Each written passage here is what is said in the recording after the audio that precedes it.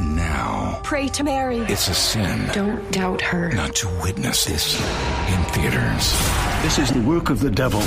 Do you hear the voices? The Unholy. Rated PG-13. Now playing in theaters.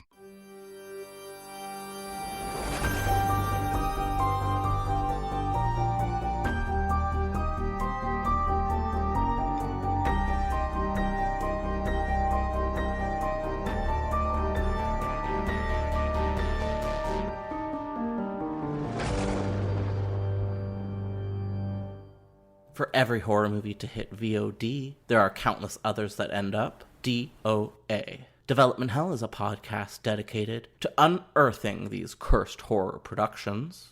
We're going to find out what went wrong and decide if these titles still stand a shot at the green light. I am your host, Josh Corngut, and I am a filmmaker in Toronto, Canada. Today we're going to be talking about the never-made fourth Candyman film. Yes, there's a fourth Candyman film coming out, but this was like fourth in canon. This is our first ever episode with the Dread Podcast Network, and I'm very excited. We have Zena Dixon with us, and we're really excited to have her, so welcome. Thank you, Josh. Thank you so much. Hi. Of course. Hi. How would you introduce yourself to the world? Well, I also have a YouTube channel where I kind of do like different listicles because I watch a lot of horror movies and I like to kind of keep track of what I'm watching and try to make like fun little lists out of them. And also, I'm a co-host on the Bloody Disgusting podcast. It's a weekly podcast. Like I'll give you like movie recommendations. So that's always fun. Very cool. I'm going to give everyone just like a brief little outline of what we're going to cover today in this episode on Candyman 4. So Zena's going to start off by giving us a little bit of the one-on-one on the OG Candyman. We're going to talk about our experiences with Candyman growing up. I'm going to dig deep into folklore horror. And we're going to talk about context, cultural, politics, and some fun facts before we head into the Candyman 4 talk. Yes.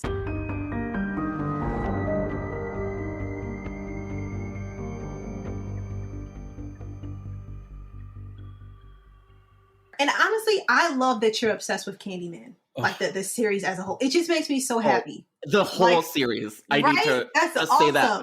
Yeah. And yeah, they're terrible, the second two. They're not good. Like, you need to say it. But you have to love them, though, You have to. You have to. Tony Todd's in them. Exactly. Have you seen number 3, Day of the Dead? I have, and that one's actually my least favorite. Well, hello. What? Yeah. That's a shock. Wow, you buried the lead.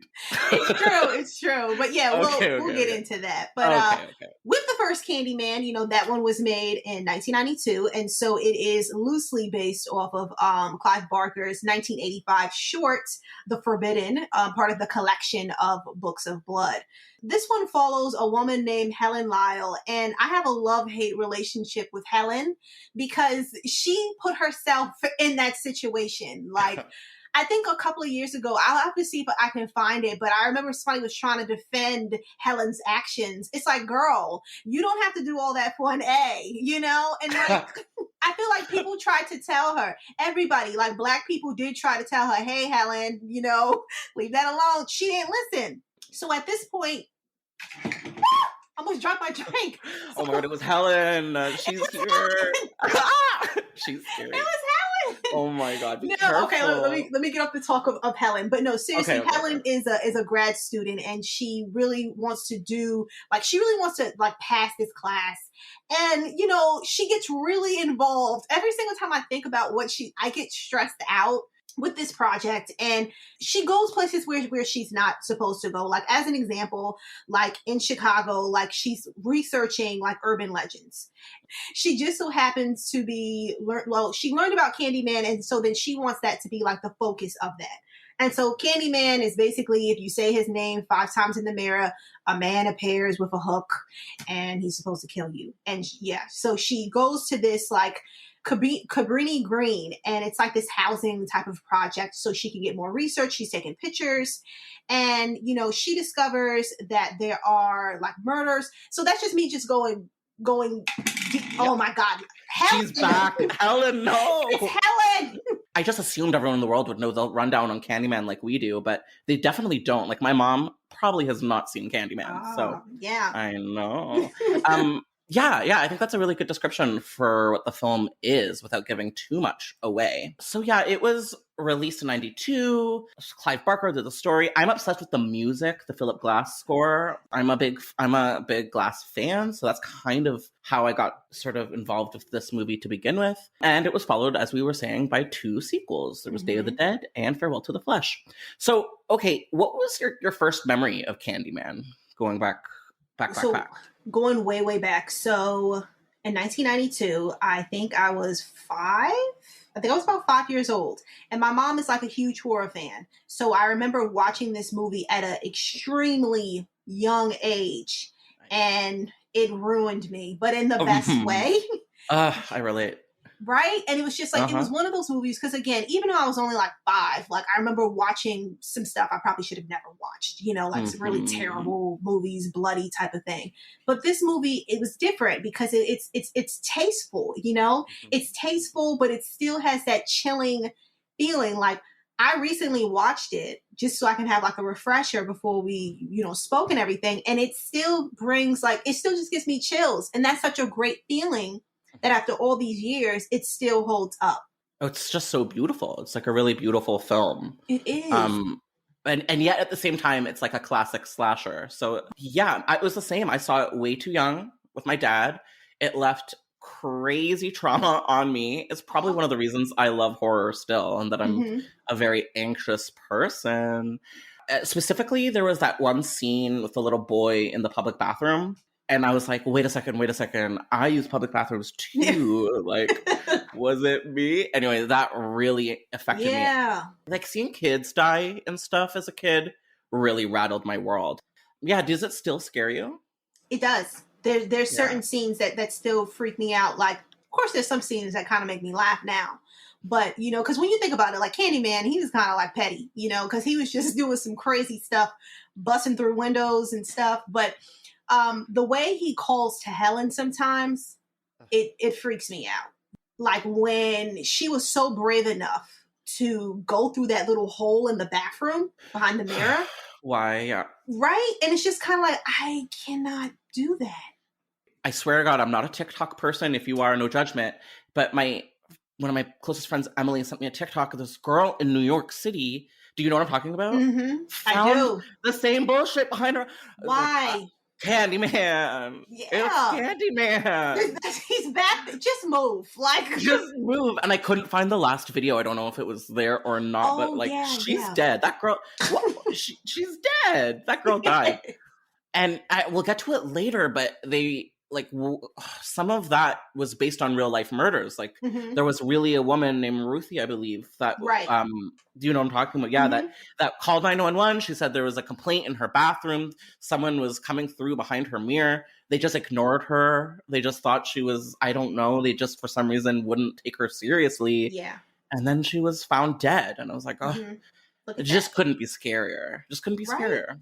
Yeah, that TikTok person. I hope that was fake. I hope that wasn't real. Because I like that she wanted to share with us, you know? But it's just like, you know, I hope that it's fake too, but I have a feeling that it's not. And okay, for people, I feel like maybe we didn't describe it so good. Would you give us like your interpretation of what happened in those videos? Okay, so in the first video, there's a girl who's saying how it's like it's very chilly in her bathroom. You know, that she could feel the wind on, like if she stands at a certain angle, there's wind blowing. And it's just like, okay, you're probably thinking, okay, well, it's probably a window or a vent. No, it's not. There's nothing there. So then she realized that it was coming from like the corner of her, like of a door, like, you know. So then she said she covered it up with tape, but then it was still happening. She found out that behind her mirror, there was some air coming from it. So she moved the mirror, and there's literally a hole in her wall where someone can fit through there. Yeah. Like, how do you sleep at night with something like that? So she decides that so that was like the first video. The second video, you know, she's with some friends, and she's saying how she's going to go in there to find out. And then the third video, she didn't post it yet, right? Oh my God, she's absolutely dead. Like, this girl is dead. I'm sorry to this girl that she's dead. Oh my gosh. Well, I hope she's okay, Me and I too. hope that it's fake. Yeah, so that's scary as all hell. Speaking of scary, spooky things, I am obsessed with urban legend horror. And I've been stalking you a little bit, and I noticed that you were talking about my favorite film, Dead Silence, on Twitter, Yes. which is like my number one urban legend horror movie. I'm obsessed with it. I'm glad to see other people like it too. And I was just wondering, do you have any like urban legends from your childhood or like stories specifically to your area? Yeah, but well, first off, you have fabulous taste because anyone who loves Dead Silence, you are wonderful. Like, Oh my god. Anyone that knows me will say that I've made them watch it 10 times. it's just It's that authentic. great. I It still is feel that great. like we need a sequel or a series. We need Yeah. something. What were you saying? A Mary Shaw Origins? Right? Yes. Oh, Mary Shaw, beware Mary Shaw. She's just my number one she angel. I is. love She's her. great. Oh my God, she's freaky. Okay, well, some that come to mind. Okay, so my dad is very Caribbean. He's from Jamaica, and if you ever want like a scary story where you'll never sleep again, he's the perfect person for that. So, he grew up on a farm in Jamaica. Like, it's a legit farm in the middle of nowhere. For some reason, there is a cemetery in their backyard. I don't know. Of Okay. course. Why not? So some of the stories that he would tell, again, it's just freaky. So there's this one, and it's well known in Jamaica about this woman named Annie Palmer, aka she's known as like the White Witch. If I ever were like somebody offered me like, hey, make a movie on Annie, heck yeah, you know? So basically, so it kind of sounds like, in a way, she's kind of like Elizabeth Bathory, minus the whole blood thing. So basically, she owned this plantation in Jamaica. She married this guy so she could get his money and get his land. She poisoned him, killed him, and then she's just being terrible to the slaves and everything like that. And she's known to do horrible things. Thing is, so one of the slaves actually poisoned her. She dies, right? But for some reason, they say where she lives in the cemetery where she's buried, like there's a legit cemetery where she's buried. And if you ever Google it, it'll pop right up. It's said that she still haunts it. Like, she's still roaming throughout the island, especially in that house, and haunting people. My dad swears that he sees ghosts sometimes. And like, it's very like, okay, I know there's like a mixed bag where a lot of people, they don't like believe in ghosts kind of thing, right? Not saying that everyone over there, they do, but it's looked at as being normal, you know? Like, it's a real thing. Like, I know even after, if someone dies in the family, there's a habit where they have to bring someone in so they can cleanse the house. You know, I know with a personal story, like even with my dad, he didn't want to live in a certain house because someone he knew died in it. And it's just kind of like, okay, but you guys were cool though, you know? So it's not like the person would haunt you, you know? But that's the one that comes to mind. I mean, he has like a slew of like cemetery type of stories. But yeah. And you know it was pitch black over there. If it's a farm in the middle of nowhere, like that's the kind of darkness that like you kind of can't remember what that's like in the city. And I have a hard time with that because I've been a city kid my whole life. That when it's like too dark, I'm like, stop it right now. What city are you in or from? See, that's the thing. So I'm in Tampa now, but I'm originally like from New York. What's crazy is I live in the middle of nowhere. I wish I could like but you'll see nothing but darkness because in my backyard, there's woods. There's a little forest, but it's very freaky at night. It's very, very freaky at night. I'm not going to lie. I hope that you don't live alone. You don't have to say if you do or if you don't. No, not at all. Okay, good. Okay, good. I do, but I live where people hear me dying, which is nice to know. At least they will know. They'll know. Okay, well, that's terrifying. Mine is, I don't know, it might be a little like cultural appropriate because it's religious based, but my grandma was like a Tibetan-based Buddhist, and she was like also obsessed with death and dying, and it kind of goes hand in hand with that religion, I find.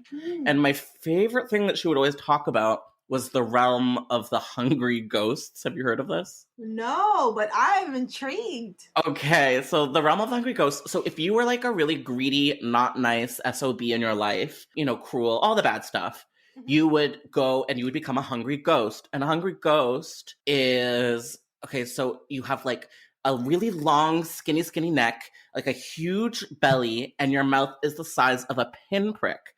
So no matter how much you eat, you're always starving and like scary and I was always like, no. Whoa. Yeah. So I'm scared. And you know what I always pictured as? Do you remember in Beetlejuice where you see the dead ghosts? Yes. That's always how I envisioned. That's so awesome. So yeah, I don't like that. Do you have any other like urban legend favorite horror movies? We mentioned Dead Silence. Besides from Dead Silence, I really love, which you kind of mentioned it, so it kind of reminded me of it. I really love Campfire Tales, you know. Stop, that anthology. It's my fave. It's one of my favorites ever. Me too. It's so great. It needs more love. It does, and it's so There's crazy. Celebrities in it. Like, literally, and it's so weird to me how like I feel like I'll come across more people where they've never heard of it before, and it's just like, okay, yeah, just go watch it. Like we can't even talk until watch you it. watch it. Oh, it's so good and scary and kind of sexy. Actually, it is. There is a lot of like sexy scenes in there. Yeah, but it's like appropriate though. It's not like too much where you're like cringing. It's the 90s. It's how bad can it be? Oh yeah, I love Campfire Tales. Yeah, people had definitely that was like definitely direct to video, right? It must have been because no one has seen it. Yeah, because I remember watching it like on cable as a kid for some reason. Good. Classic. And then another one, I really like Black Christmas, like the 2006 version. Wow. I know, and usually like people are just like ready to kill me, but let me tell you why. I know that it's outrageous and ridiculous and over the top, and all of the characters are horrible. And not sexy. Decidedly not sexy. And not sexy. But no. I like the backstory with the character Billy. Like, I like that they gave him kind of like he was talking, because he didn't talk at all. So it was just like a nice little change, you know, just to see that. And they gave him like his own little urban legend, and he's still like haunting them till this day. Well, he's dead now, spoiler. Oh, yeah. But I kind of felt like that also deserved a sequel, even though I didn't love it. Where was that sequel? Too late now. The canon's already has changed gears. It's gone. What did you think of the one from last year? Just being honest with you, I wasn't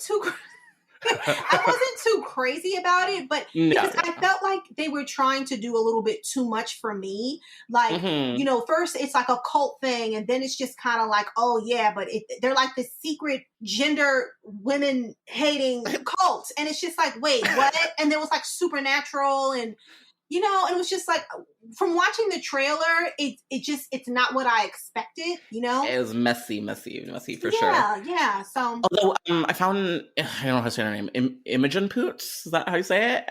She can kill it. She nailed it. She's great. Yeah, she's a great actress. Like, and then even with the girls that's in it, like, I like that it's very modern, you know. And it was just like, I'm not saying that you had to do exactly what the other ones did, but okay. Like, yeah, like it's a different movie completely.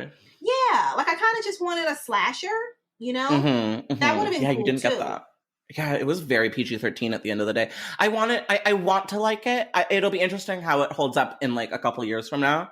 Then I'll have to know. I haven't revisited 2006 since 2006, so maybe that's my next year.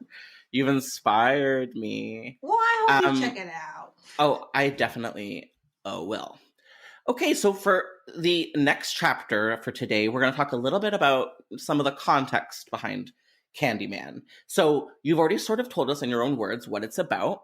There is this book that I have not read called Dracula's Vampires and Other Undead Forms, Essays on Gender, Race, and Culture.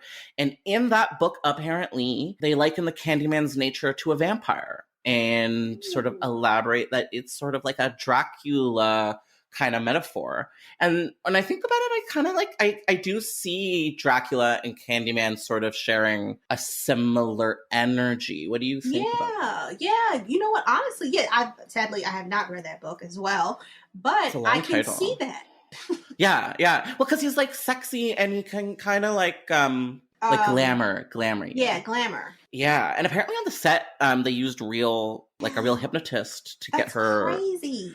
Do you believe in it? Because I'm always like, is this real, or are we just pretending together as a group? Right. Like, okay, I kind of feel like it's We just pretend as a group. No, you kind of feel like it's real, you know? Like, I've always wanted to experience that, but around people that I trust, you know, because I don't want to look like a clown. But, like, I'm just curious to see, like, what would happen if I was hypnotized. But no, I believe it, because she really did look like, don't get me wrong, like, she's, you know, Virginia Madison, I think her last name is. She's a great actress, but you know, like, she really did look like she was in like a trance. Oh yeah, absolutely, she does, and she is like Academy Award quality. But yeah, I do believe it too. And there's all these like therapists that are offer it, so I kind of feel like there's a certain level of medical legitness with it. Yeah, I agree also with this vampire stuff. They allude to him as like a boogeyman character in the film. And I like that too. It's sort of like what I have here, like trauma imprinted on a small community. Yeah, he definitely has a bit of a boogeyman vibe. Oh, for sure. And I'm always kind of drawn to boogeyman stuff. Yeah, and you know, we even kind of see that with the little boy. But you know who I'm talking about. He scared me more than anybody else in the movie. He was. I wonder if he's in the new one. This was my question. That would be so great if he was. I know. He should be the main character or something. I don't know. Why can't Jake? That's his name. Jake. There you go. Did you look that up, or did that just come to you? It came to me because I was trying to think, because he had like a little lisp and stuff. You know, I like him. Yeah. I love Jake. Poor Jake. Right? Whatever happened Jake's to like, him? Get out of here, Helen. He's like, why are you still here? He tried to have her get out of it. But no, we actually saw that with Jake, where it was just like when he was talking to Helen, and, you know, he actually had to talk to the police officers with what happened to her when she, unfortunately, with the black eye. And then he said, you know, now Candyman is going to get him. And so you could tell that that's probably even something that adults and parents used, you know, towards their children to kind of keep them in line. Yeah, the whole cautionary tale. Totally. It's sort of, that's like a classic, every culture has them sort of thing. Something I didn't realize before today was that in the short story, Candyman isn't black, and there isn't this like doomed interracial love story. That's something that was invented for the film. Did you know about that? I did. I remember reading about that, and I thought that was pretty interesting, because I kind of feel like with him being black, it kind of makes it. Absolutely. You know, it defines the story in a way. Yeah. It just adds so much more layers to it. Not that it would have never been, or that it would have been bad. It's just, again, it's just a different type of layered story now. Definitely. You know? So I think that's interesting. And even with the fact that he's at Cabrini Green, you know, when it's just like, you know, that's where he's lurking and waiting. Yep. Yes. And sort of, Cabrini Green is a really interesting part of the story. And we have like a whole section dedicated to talking about the themes there. But I was wondering, in your opinion, like, does this 1992 movie skillfully handle the themes of race? I think so. Because, okay, again, going back to Helen as an example, you know, she is this very well-off woman. You know, she has a lot going for herself. She chooses to go to this, you know, this project center, and mostly from what I know and what I see, projects are usually around like the higher end neighborhoods, you know. So the fact that she's there, she looks like she doesn't belong. And then even with her friend Bernie, you know, played by Casey Lemons, yeah, she's black too, but she looks like she doesn't belong there. Definitely, and people they look think like cops. Yeah, they say cops. They call them cops. Yeah, so it's just kind of like, I love how they showcase this woman she's very well off. Her husband is a professor. He's terrible, you know? And it just seems like she could just concentrate on her schoolwork. She doesn't have to have a job. So you can see why she's like she did have one, but you can see why she's really going in on that, you know? Oh, totally. You can kind of also see like still, it was very, again, with the rich, poor neighborhoods, it's segregated. You know what I mean? So I still feel like there's a lot that comes to place with that. And unfortunately, even with Candyman's background, I know Tony Todd, he's the one that came up with it, but with his background, what makes it unfortunate is that he is attacking his own people. I mean, I know, but besides from like Helen called him, you know, but you know, he wants to be with her. Obviously, she looks like his lover. Oh, right. Weird. Right. So there's I personally just feel, I guess I just went down a rabbit hole, but yes, I feel like there's still there's still themes that we still see today. Oh, absolutely. And you were saying how there tend to be close together, like projects and sort of like privileged neighborhoods. And they play with that really dead on in this movie. Like the mirror between Helen's upscale apartment complex and Cabrini Green, which I believe she can even see from her window, and how they have the same blueprints. And when she goes into her bathroom, she sees that she also, like, they have the exact same layout. I don't know what exactly they were trying to say with that, but something heavy is going down over there. Right. Yeah. And I just, everyone right now, please go to your bathroom and check behind the mirror to make sure there isn't a secret room, because I'm worried. You have to check too. And record, like, put it on TikTok like that girl. Oh my god. TikTok is constantly just like sequels to Unfriended, in my opinion. Yes, I mean, so is any kind of Zoom call. I'm always like, have you guys seen Unfriended? And it's always like, no, we haven't. Or Host. I'm sorry to ask, but have you seen Host yet? Yes, I have. Never Scary? the same with Zoom calls. Never the same. But it's just kind of like, okay, I'm going to be honest with you. I know it's kind of like, oh, Real Queen of Horror. I'm a scaredy cat. There's a lot of things that I can't. I'm sorry. You know, like, we keep talking about it, but obviously I would never go in that hole. If I found a hole in my bathroom. Not dumb. Right? You want to survive. Yeah, I mean, same. I find a lot of horror people are anxious people, you know? We could have a whole podcast about that. So I think I know what you're going to say for this, but do you think that, like, Candyman can be considered part of the Black horror canon right now, even though it's white filmmakers involved? For sure.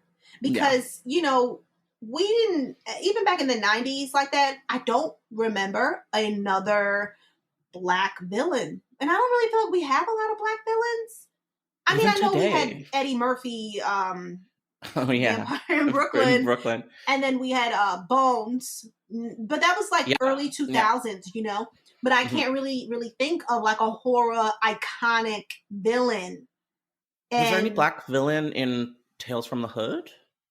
Yes, that's true. But he was like Satan himself, so technically he probably just he was Satan. Yeah, like so he probably just like stole that guy's or borrowed that guy's body, you know? He reminded me, did you ever watch Are You Afraid of the Dark as a kid? I had, obviously you did. Okay.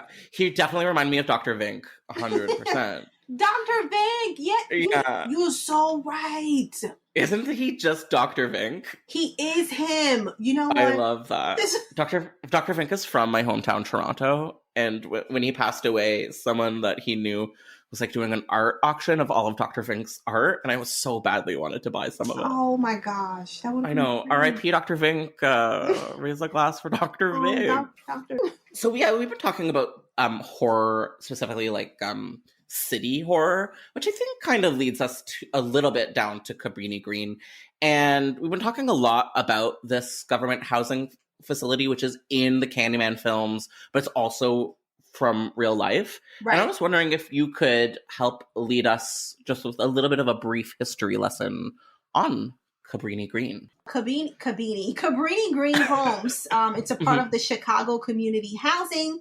These residents, they were developed as Chicago's Housing Authority public housing project located near the north side of Chicago. Doing good, right? Yeah, you're doing so good. Cabrini Green was home to 15,000 people, mostly living in the mid and high-rise apartment buildings. Over the years, the place was kind of neglected, and there was like a hostile condition for many of the residents. And Cabrini Green, it became shorthanded for problems associated with public housing in the U.S. Then in 1995, Chicago Housing began to tear down the mostly like crumbling the like mid and high rises of the buildings. And then eventually it was demolished in March of 2011. Today, the only original 2-story row houses remain. They are featured in the reboot trailer and the actual storyline. So I'm so excited about the new Candyman. Yeah, by me the way. too. Oh my god, me too. No, me too. The location taken over by Cabrini Green was only described as an abandoned building in the short story. So I have a question for you. Why do you feel like they made this change? Yeah, the shift from like a random just like abandoned house to like the Cabrini Green complex. Well, I think I'm assuming when they made the decision to cast Candyman as like as a Black man, and when they chose to make Chicago the location, that they like decided to do their homework and to see, you know, where was there a large Black population? How are they affected by, you know, social mobility and government housing? And I guess that's how they got there. And I'm assuming it was like a hot button topic in the news at the time, because I think there was a lot of crime there. And I think like the way that it was built, the infrastructure was just set up to fail people. And I think that Bernard Rose, the director, probably had a lot to say about that. Yeah. You know what? And that kind of does, like, that goes back to what we were talking about earlier, with it still just showing, it's still very much relevant today, in today's time, you know? Yeah, absolutely. So it's very, very timeless. So I'm curious, we kind of touched on Ruth Mae McCoy, like her 1987 murder. But honestly, I don't know too much about that. So I kind of wanted you to... Oh my God, thank you for asking. Honestly, yeah, so we touched base on this earlier. It was a woman that was living in Cabrini Green, I believe, who called 911 because someone was trying to break into her apartment through her medicine cabinet. And because I'm guessing racism had a hand in her being ignored, but she was ignored. And then she was found murdered and robbed. And just like the idea of someone just sneaking in through what feels like a liminal or like supernatural space, like behind the medicine cabinet, it is too much for me. And so that poor Ruth Mae McCoy actually was a bit of an inspiration for the Candyman film adaptation, and they used some of that story with Helen and the set. Right. Yeah. That is so freaky. And so then that's why, again, to everyone that's listening, that's why Josh and I were so freaked out about that girl on TikTok. Why is she there?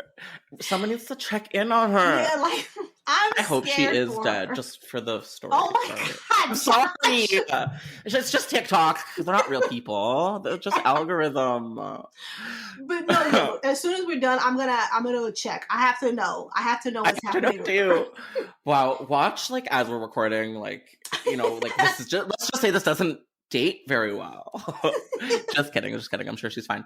Okay, so and this is like my favorite section of the podcast today, which is like fun facts, but most of them are about bees, because there was a lot of bees in this movie, obviously. And I think they were more real than I actually realized that they were. So the honeybees were controlled by this man named Norman Gary, who you just know is a party animal, who handled the bees on other classics like The Deadly Bees, never heard of her, My Girl, and Fried Green Tomatoes. So Candyman, My Girl, and Fried Green Tomatoes are like literally my best friend Emily's favorite 3 movies. Aww. So I think she needs to reflect on why she's so into bees. Tony Todd, Candyman himself, negotiated a bonus of $1,000 for each of the 23 bee stings that he got during filming. That's a $23,000 bee sting bonus. I'd rather just no bee stings, I think.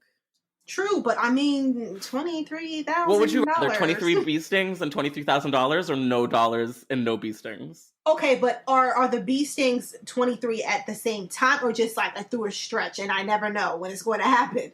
I think it has to be you never know. I'll go with I never know. You know, I'll be all right. Yeah, I'm gonna have to pass. I'm scared.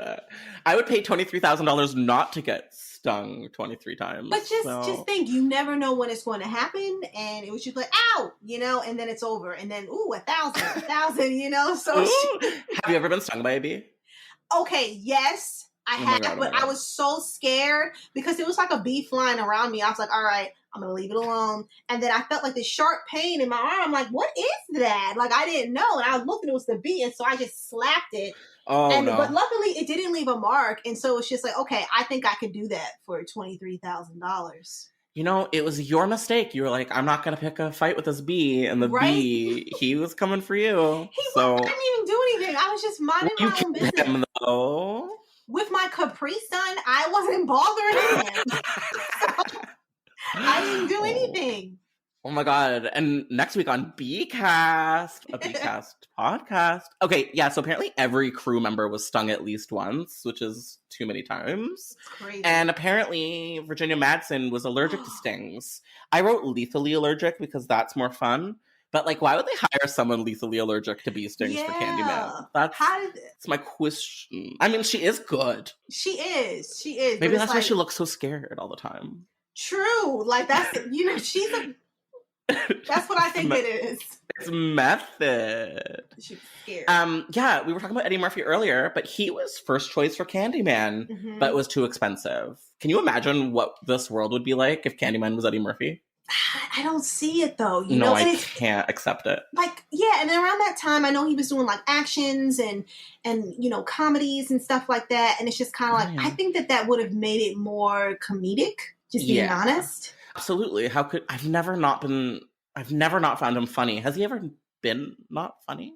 I know he'll try to, like, have, like, regular, normal roles, but he's still funny. He's Eddie Murphy. I can't think, like, what's our seminal Eddie Murphy experience? Oh, I guess Coming to America, Trading Places. Okay, yeah. I know. Yeah, as we were saying, Bernard Rose used a real hypnotist for the scenes between Helen and Candyman, which I don't believe in. And Sandra Bullock was considered for the role of Helen, which actually I can see. I can see it. Young Sandra Bullock, why not?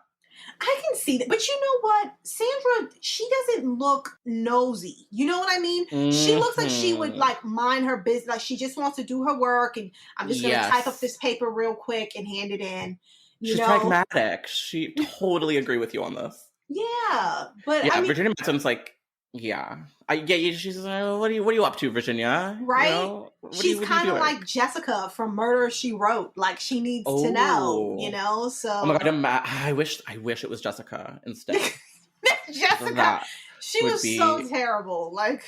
That would be so funny. Or just, like, make it an episode of Murder, She Wrote.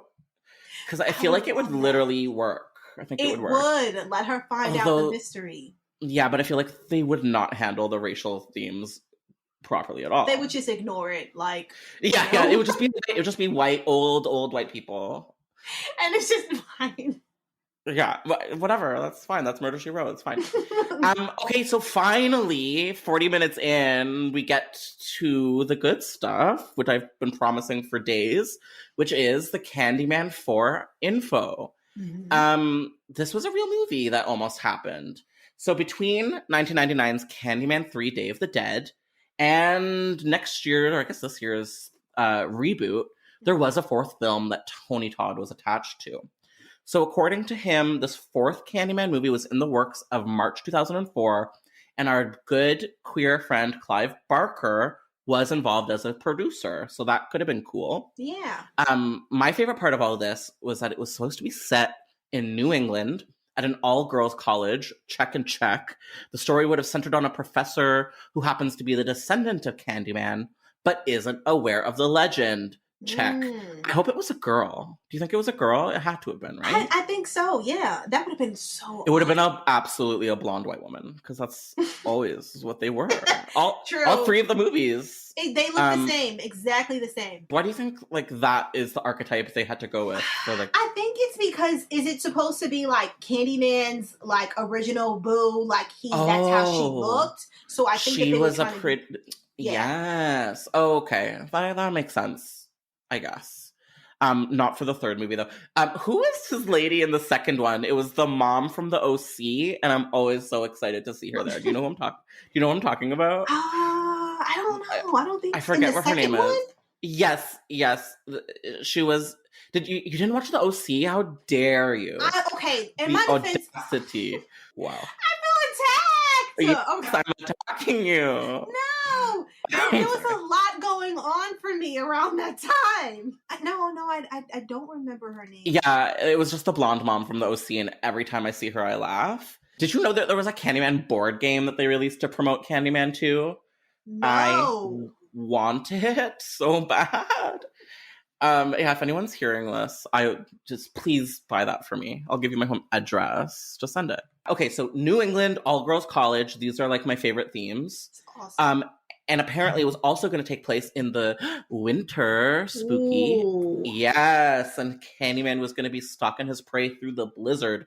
I love winter horror. I love it.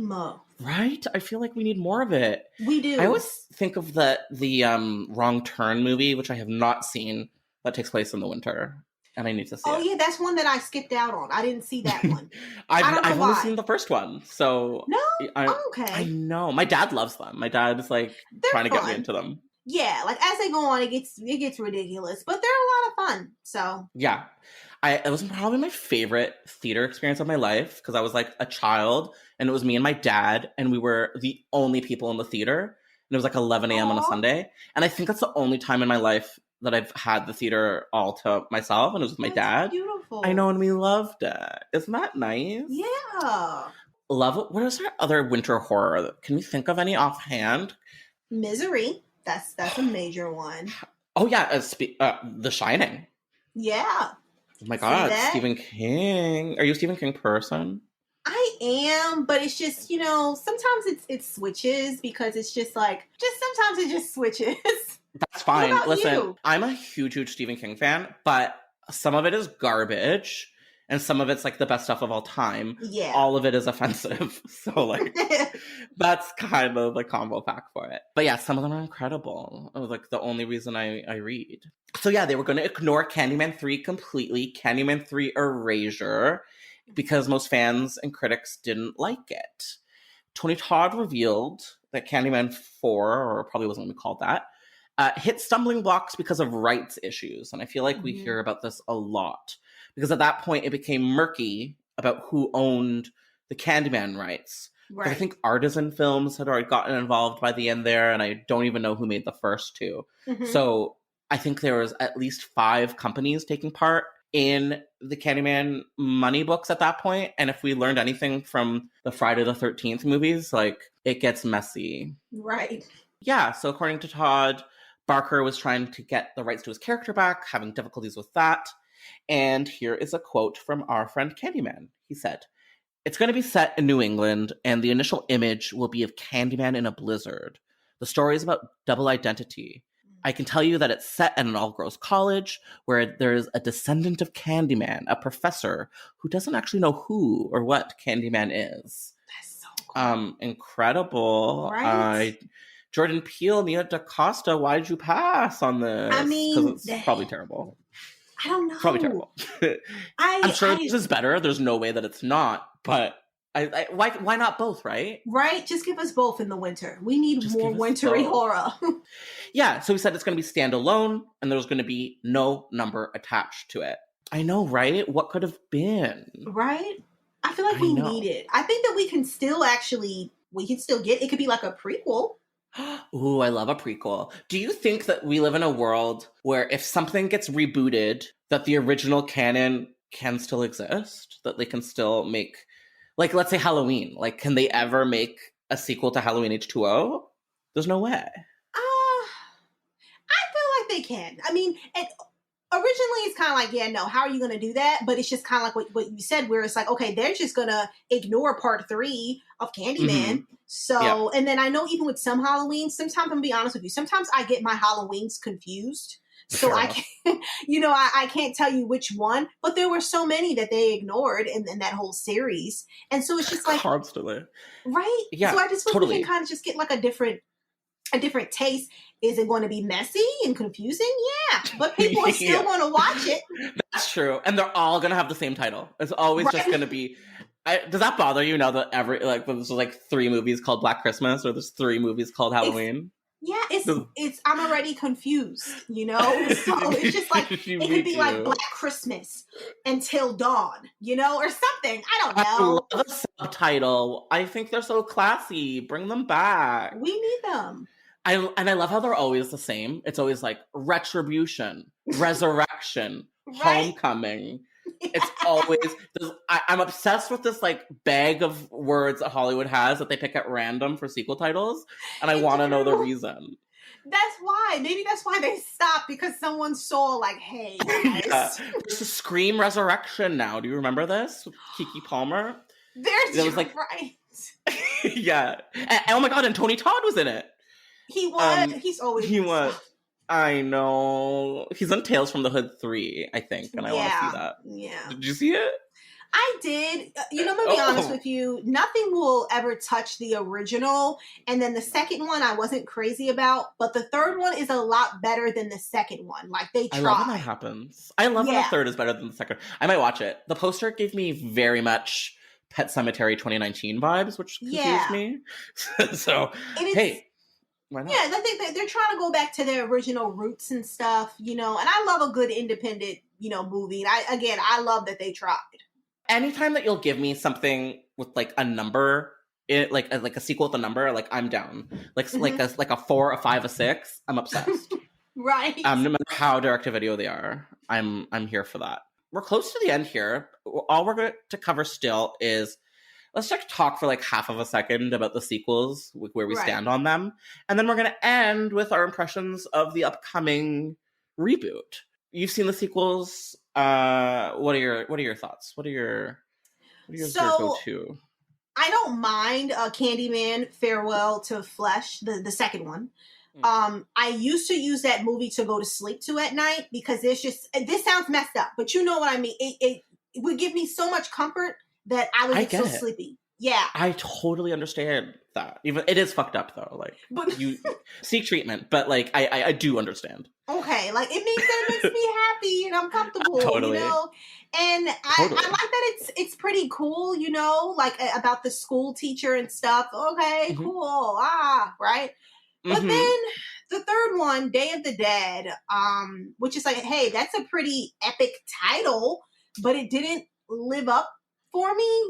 It just seems like I always sometimes confuse the two women or the woman from like the second one with the third one, Yeah, and then I sometimes get confused with the storyline, and so it's just like, all right, I'm not too sure what the point of this was. Like, you know what I mean? Like, okay, with the first one, there was a beginning, a middle, an end. Even with the second one, there's a beginning, middle, end. Even if you're not crazy about it. But with the third one, it's just kind of like there's the ending, the middle, the ending. And it's just like, wait, what? Like, how would you describe the plot? Because, like, please remind me just vaguely of what was going on in that movie. With the third one, it's about the woman's daughter, named Caroline. So the woman from the first one, Annie, Annie's daughter, is in this third one, and she's now an adult, and she's trying to like, I guess protect her family, and then there's like a guy or her partner is having like an exhibit of Candyman, in which they kind of bring back we see kind of in the trailer and the new Candyman, there is an art exhibit. I don't know if that's going to be the same thing. Imagine it's a Candyman 3 callback. Why? I mean, why not? Why not? But no, it's weird because it's just kind of like, again, I kind of confused the two, but there's even like, I don't want to say it's like a cat. It's kind of like the original one where there's still kind of like a cat and mouse kind of chase between Candyman and the new blonde woman.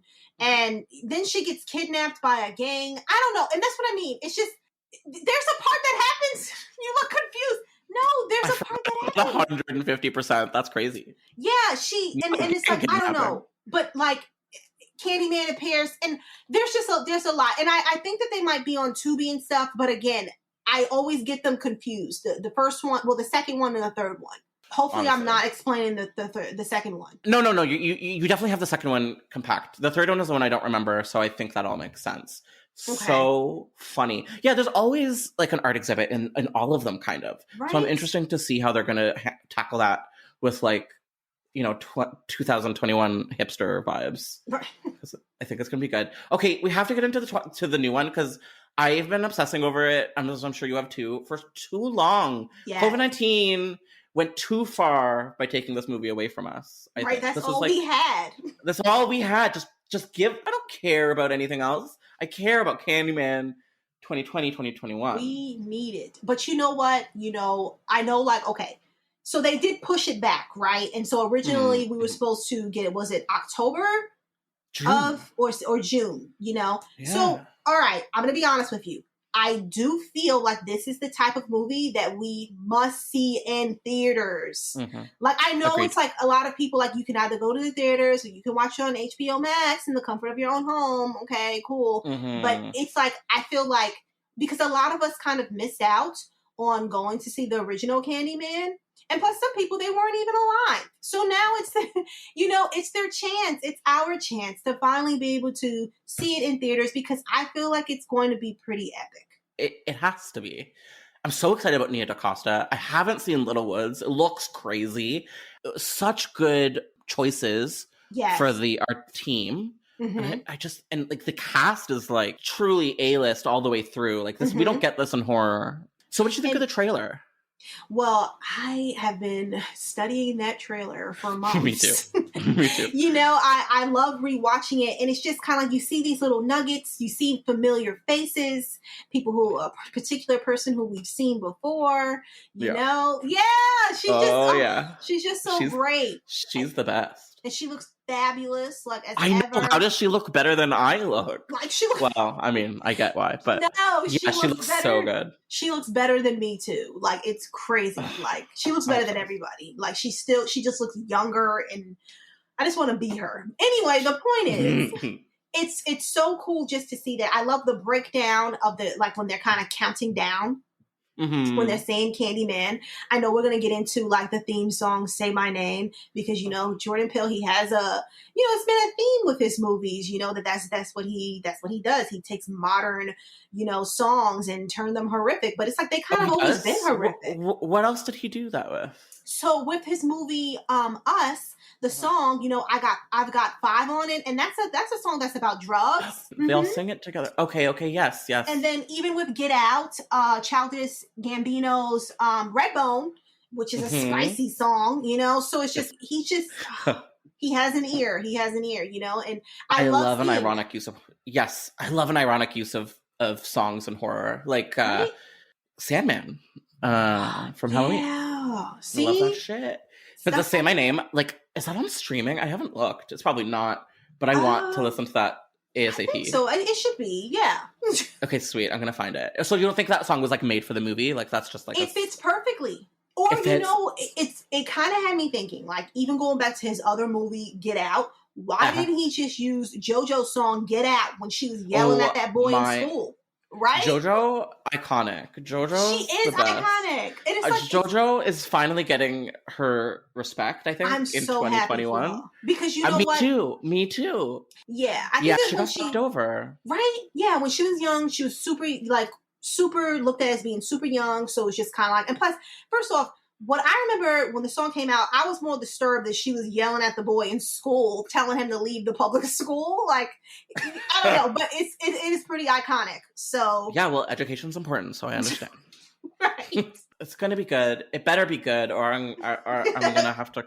I'll just convince myself that it's good, even if it's not. That I've made that decision ahead of time. I feel like it is. And then, with us mentioning Nia DaCosta, I have seen her movie Little Woods, and it really is an awesome movie. And I remember I was watching this show on Netflix. It's like a drama type of show from the UK called Top Boy. She actually filmed an episode or two. So it's really cool. And I love the fact, just being honest with you, that she's a Black woman. And, she's just directing a horror movie. It's just like, it's beautiful. Incredible. And I have a feeling that she really knocked it out of the park because she got hired immediately for Captain Marvel 2. Right? So that's like, how you somebody know. saw something, right? That's my opinion. So yeah, and the fact that they didn't just drop it on VOD, which they totally could have, like The Craft or stuff like that. The fact that they're holding out makes me think they know they have something. Yes.